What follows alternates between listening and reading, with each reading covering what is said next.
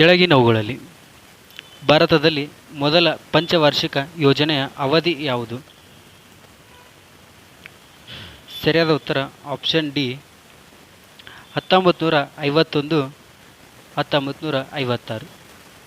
ಭಾರತದಲ್ಲಿ ಮೊದಲ ಪಂಚವಾರ್ಷಿಕ ಯೋಜನೆಯ ಅವಧಿ 1951ರಿಂದ 1956. ಈ ಯೋಜನೆ ಕೃಷಿ ಮತ್ತು ಮೂಲಸೌಕರ್ಯ ಅಭಿವೃದ್ಧಿಯ ಮೇಲೆ ಕೇಂದ್ರೀಕೃತವಾಗಿತ್ತು. ಯಾವ ಪಂಚವಾರ್ಷಿಕ ಯೋಜನೆಯನ್ನು ಗಾಡ್ಗಿಲ್ ಯೋಜನೆ ಎಂದು ಕರೆಯುತ್ತಾರೆ? ಸರಿಯಾದ ಉತ್ತರ ಆಪ್ಷನ್ ಸಿ 4ನೇ ಪಂಚವಾರ್ಷಿಕ ಯೋಜನೆಯನ್ನು ಗಾಡ್ಗಿಲ್ ಯೋಜನೆ ಎಂದು ಕರೆಯುತ್ತಾರೆ. ಇದು 1969ರಿಂದ 1974 ಆಗಿದೆ. ಕೆಳಗಿನವುಗಳಲ್ಲಿ ಯಾವುದು ಭಾರತದ ಪಂಚವಾರ್ಷಿಕ ಯೋಜನೆಗಳನ್ನು ರೂಪಿಸುವ ಉನ್ನತ ಸಂಸ್ಥೆಯಾಗಿದೆ? ಸರಿಯಾದ ಉತ್ತರ ಆಪ್ಷನ್ ಸಿ ನೀತಿ ಆಯೋಗ. ನೀತಿ ಆಯೋಗವು 2015ರಲ್ಲಿ ಯೋಜನಾ ಆಯೋಗವನ್ನು ಬದಲಿಸುವ ಮೂಲಕ ಭಾರತದ ಪಂಚವಾರ್ಷಿಕ ಯೋಜನೆಗಳನ್ನು ರೂಪಿಸುವ ಉನ್ನತ ಸಂಸ್ಥೆಯಾಗಿದೆ. ಕೆಳಗಿನ ಯಾವ ಕ್ಷೇತ್ರಗಳು ಭಾರತದ ಜಿಡಿಪಿಗೆ ಹೆಚ್ಚಿನ ಪಾಲನ್ನು ನೀಡುತ್ತವೆ? ಸರಿಯಾದ ಉತ್ತರ ಆಪ್ಷನ್ ಸಿ ಸೇವಾ ವಲಯ.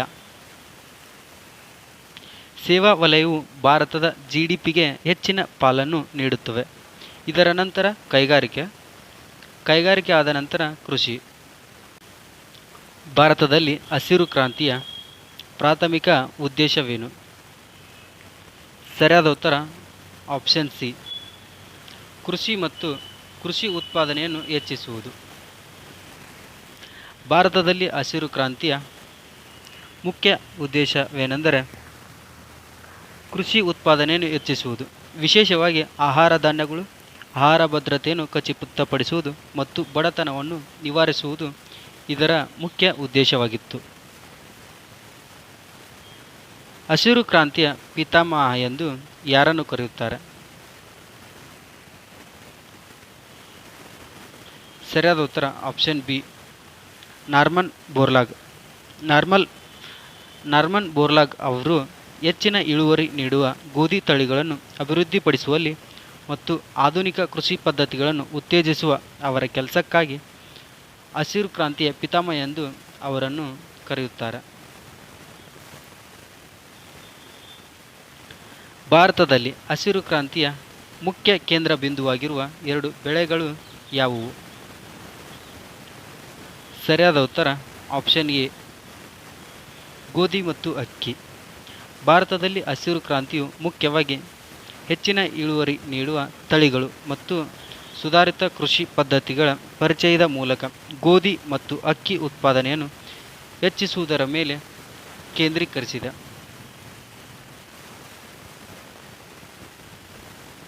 ಭಾರತದ ಯಾವ ರಾಜ್ಯವನ್ನು ಹಸಿರು ಕ್ರಾಂತಿಯ ತೊಟ್ಟಿಲು ಎಂದು ಪರಿಗಣಿಸಲಾಗಿದೆ? ಸರಿಯಾದ ಉತ್ತರ ಆಪ್ಷನ್ ಎ ಪಂಜಾಬ್. ಪಂಜಾಬನ್ನು ಭಾರತದಲ್ಲಿ ಹಸಿರು ಕ್ರಾಂತಿಯ ತೊಟ್ಟಿಲು ಎಂದು ಪರಿಗಣಿಸಲಾಗುತ್ತದೆ, ಏಕೆಂದರೆ ಇದು ಆಧುನಿಕ ಕೃಷಿ ಪದ್ಧತಿಗಳನ್ನು ಅಳವಡಿಸಿಕೊಂಡ ಮೊದಲ ರಾಜ್ಯಗಳಲ್ಲಿ ಒಂದಾಗಿದೆ ಮತ್ತು ಇದು ಕೃಷಿ ಉತ್ಪಾದನೆಯಲ್ಲಿ ಗಮನಾರ್ಹ ಹೆಚ್ಚಳಕ್ಕೆ ಸಾಕ್ಷಿ ಸಹ ಆಗಿದೆ.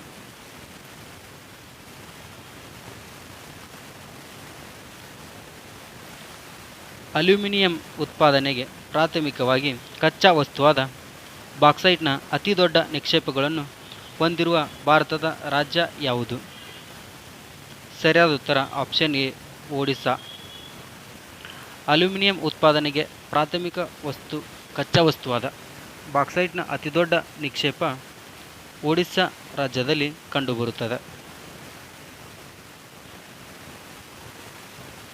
ಈ ಒಡಿಶಾ ಇದು ಭಾರತದಲ್ಲಿ ಅತಿ ಹೆಚ್ಚು ಬಾಕ್ಸೈಟ್ ನಿಕ್ಷೇಪಗಳನ್ನು ಹೊಂದಿರುವ ರಾಜ್ಯವಾಗಿದೆ. ಕೆಳಗಿನ ಯಾವ ಉದ್ಯಮವು ಭಾರತದಲ್ಲಿ ಅಲ್ಯೂಮಿನಿಯಂನ ಪ್ರಮುಖ ಗ್ರಾಹಕವಾಗಿದೆ? ಸರಿಯಾದ ಉತ್ತರ ಆಪ್ಷನ್ ಬಿ ಆಟೋಮೊಬೈಲ್ ಉದ್ಯಮ. ಆಟೋಮೊಬೈಲ್ ಉದ್ಯಮ ಇದು ಭಾರತದಲ್ಲಿ ಅಲ್ಯೂಮಿನಿಯಂನ ಪ್ರಮುಖ ಗ್ರಾಹಕವಾಗಿದೆ. ಸಿಮೆಂಟ್ ಉತ್ಪಾದನೆಗೆ ಈ ಕೆಳಗಿನ ಯಾವ ಕಚ್ಚಾ ಸಾಮಗ್ರಿಗಳು ಅವಶ್ಯಕವಾಗಿವೆ? ಸರಿಯಾದ ಉತ್ತರ ಆಪ್ಷನ್ ಬಿ ಸುಣ್ಣದ ಕಲ್ಲು.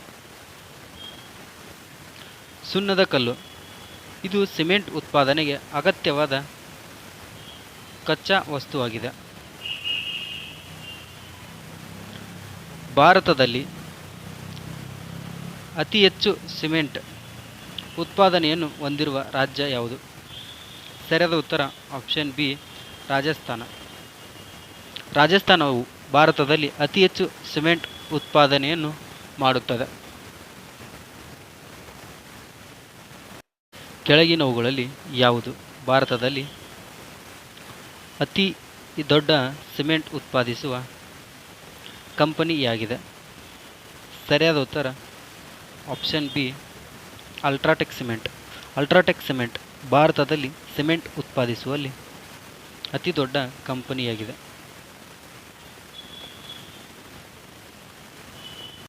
ಕೆಳಗಿನ ಯಾವ ಬಂದರು ಭಾರತದಲ್ಲಿ ಕಬ್ಬಿಣದ ಅದಿರನ್ನು ರಫ್ತು ಮಾಡುವ ಪ್ರಮುಖ ಬಂದರಾಗಿದೆ? ಸರಿಯಾದ ಉತ್ತರ ಆಪ್ಷನ್ ಎ ಮರ್ಮಗೋವಾ. ಮರ್ಮಗೋವಾ ಬಂದರು ಇದು ಭಾರತದಲ್ಲಿ ಕಬ್ಬಿಣದ ಅದಿರನ್ನು ರಫ್ತು ಮಾಡುವ ಪ್ರಮುಖ ಬಂದರಾಗಿದೆ. ಕೆಳಗಿನ ಯಾವ ಬಂದರು ಭಾರತದಲ್ಲಿ ಪೆಟ್ರೋಲಿಯಂ ಉತ್ಪನ್ನಗಳನ್ನು ರಫ್ತು ಮಾಡುವ ಪ್ರಮುಖ ಬಂದರಾಗಿದೆ? ಸರಿಯಾದ ಉತ್ತರ ಆಪ್ಷನ್ ಎ ಮುಂಬೈ ಬಂದರು.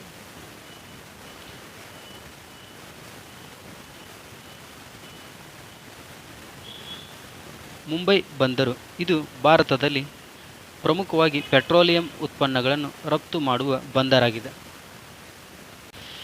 ಕೆಳಗಿನವುಗಳಲ್ಲಿ ಯಾವುದು ಭಾರತದ ಅತಿ ಉದ್ದದ ರಾಷ್ಟ್ರೀಯ ಹೆದ್ದಾರಿ? ಸರಿಯಾದ ಉತ್ತರ ಆಪ್ಷನ್ ಎ NH-44. NH-44 ಇದು ಭಾರತದ ಅತಿ ಉದ್ದದ ರಾಷ್ಟ್ರೀಯ ಹೆದ್ದಾರಿಯಾಗಿದೆ. ಇದು ಉತ್ತರದಲ್ಲಿ ಶ್ರೀನಗರದಿಂದ ದಕ್ಷಿಣದ ಕನ್ಯಾಕುಮಾರಿವರೆಗೆ ಚಲಿಸುತ್ತದೆ.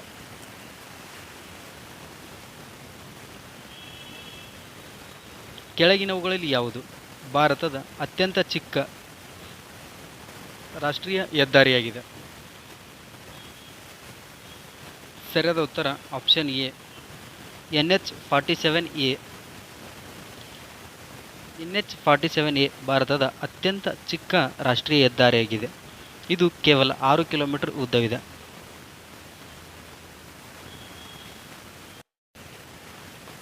ಕೆಳಗಿನವುಗಳಲ್ಲಿ ಯಾವುದು ಭಾರತದ ರಾಷ್ಟ್ರೀಯ ಹೆದ್ದಾರಿ ಜಾಲದ ಪೂರ್ವ ಮತ್ತು ಪಶ್ಚಿಮ ಕಾರಿಡಾರ್ ಆಗಿದೆ? ಸರಿಯಾದ ಉತ್ತರ ಆಪ್ಷನ್ ಎ NH-27. NH-27 ಇದು ಭಾರತದ ರಾಷ್ಟ್ರೀಯ ಹೆದ್ದಾರಿ ಜಾಲದ ಮುಖ್ಯ ಪೂರ್ವ ಮತ್ತು ಪಶ್ಚಿಮ ಕಾರಿಡಾರ್ ಆಗಿದೆ. ಇದು ಗುಜರಾತ್ನ ಪೋರ್ ಬಂದರ್ನಿಂದ ಅಸ್ಸಾಂನ ಸಿಲ್ಚಾರ್ಗೆ ತಲುಪುತ್ತದೆ. ಕೆಳಗಿನವುಗಳಲ್ಲಿ ಭಾರತದ ಮೊದಲ ನದಿ ಸೇತುವೆ ಯಾವುದು? ಸರಿಯಾದ ಉತ್ತರ ಆಪ್ಷನ್ ಸಿ ಹವ್ರಾ ಸೇತುವೆ. ರವೀಂದ್ರ ಸೇತುವೆ ಎಂದು ಕರೆಯಲ್ಪಡುವ ಹವ್ರಾ ಸೇತುವೆಯು ಭಾರತದ ಮೊದಲ ನದಿ ಸೇತುವೆಯಾಗಿದೆ. ಇದು ಕೋಲ್ಕತ್ತಾ ಹವ್ರಾ ನಗರಗಳನ್ನು ಹುಗ್ಲಿ ನದಿಯ ಮೇಲೆ ಸಂಪರ್ಕಿಸುತ್ತದೆ. ಕೆಳಗಿನವುಗಳಲ್ಲಿ ಭಾರತದ ಮೊದಲ ನದಿ ಸೇತುವೆ ಯಾವುದು? ಸರಿಯಾದ ಉತ್ತರ ಆಪ್ಷನ್ ಸಿ ಹವ್ರಾ ಸೇತುವೆ. ರವೀಂದ್ರ ಸೇತು ಎಂದು ಕರೆಯಲ್ಪಡುವ ಹವ್ರಾ ಸೇತುವೆಯು ಭಾರತದ ಮೊದಲ ನದಿ ಸೇತುವೆಯಾಗಿದೆ. ಇದು ಕೋಲ್ಕತ್ತಾ ಮತ್ತು ಹವ್ರಾ ನಗರಗಳನ್ನು ಹುಗ್ಲಿ ನದಿಯ ಮೇಲೆ ಸಂಪರ್ಕಿಸುತ್ತದೆ. ಕೆಳಗಿನವುಗಳಲ್ಲಿ ಯಾವುದು ಭಾರತದ ಅತಿ ಉದ್ದದ ರೈಲ್ವೆ ಸುರಂಗವಾಗಿದೆ? ಸರಿಯಾದ ಉತ್ತರ ಆಪ್ಷನ್ ಎ ಪಿರ್ಪಂಜಲ್ ಸುರಂಗ. ಬನಿಯಾಲ್ ರೈಲ್ವೆ ಸುರಂಗ ಎಂದು ಕರೆಯಲ್ಪಡುವ ಪಿರ್ಪಂಜಲ್ ಸುರಂಗವು 11.215 ಕಿಲೋಮೀಟರ್ ಉದ್ದವನ್ನು ಹೊಂದಿರುವ ಭಾರತದ ಅತಿ ಉದ್ದದ ರೈಲ್ವೆ ಸುರಂಗವಾಗಿದೆ. ಇದು ಜಮ್ಮು ಮತ್ತು ಕಾಶ್ಮೀರದ ಹಿಮಾಲಯದಲ್ಲಿ ಪೀರ್ ಪಂಜಲ್ ಶ್ರೇಣಿಯಲ್ಲಿ ಕಂಡುಬರುತ್ತದೆ.